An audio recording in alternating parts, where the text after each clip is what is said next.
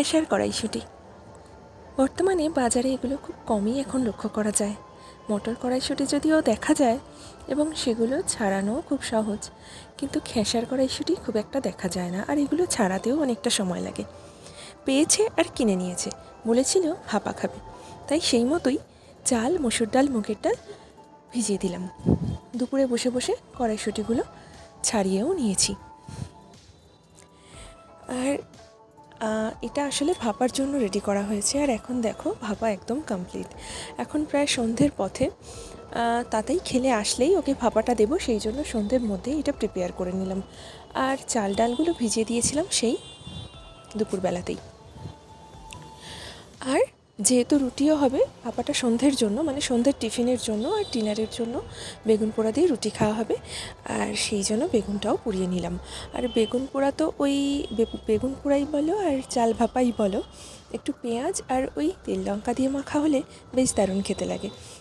তো আগের একটা ভিডিওতে বলেছিলাম বেগুন পোড়া আমি কীভাবে করে দেখিয়েছিলাম, আর সেই প্রসেসেই আজকেও বেগুন পোড়া করে নিলাম। আর এখন ভাপাটা যেহেতু তেল লঙ্কা পেঁয়াজ দিয়ে নুন দিয়ে মাখা কমপ্লিট, তাই ওটাকে সার্ভ করে নিচ্ছি খাবো বলে টিফিনে।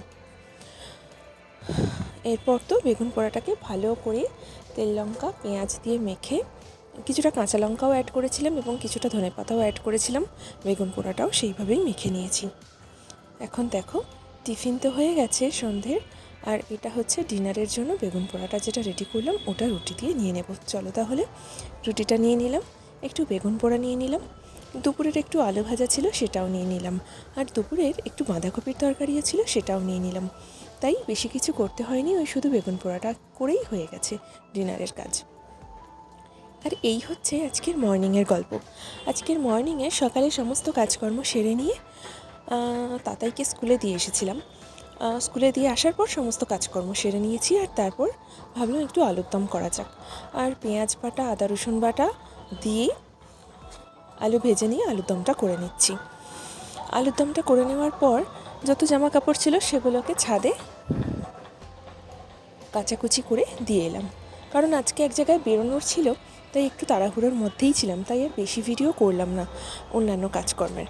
তাই এই আলুর দম করে আর একটু মুগ কড়াই ফ্রিজে ছিল সেটাও গরম করে নিলাম, আর ছাদের কাজটাও সেরে নিলাম। সকাল সকাল ছাদে আসতে ভীষণ ভয়ও লাগছিল, কারণ ভোরবেলা থেকেই একদম হনুমান চলে এসেছে ছাদে, ভীষণ লাফালাফি করছিল, তাই আসতে একটু ভয়ই পাচ্ছিলাম। যাই হোক, কাজগুলো তো করতেই হবে, ফেলে রাখলে তো আর চলে না। তো এসে দেখি হনুমান এই মুহূর্তে নেই, মানে আছে বাট সাইডে গাছের ডালে। তো ছাদের কাজকর্ম সেরে এসে প্রেসারে আলুর দমটা ছিল সেটাও বের করে নিলাম। তো একটু খেতে দেরি আছে, তাই জাস্ট রেডি করে রাখলাম, রেডি করে রেখে আর আমি বেরিয়ে পড়লাম। ফিরে এসে সবাইকে খেতে দেবো। অল্প একটু কাজ ছিল তাই মিটিয়ে নিলাম। আচ্ছা চলো আজকের মতো টাটা।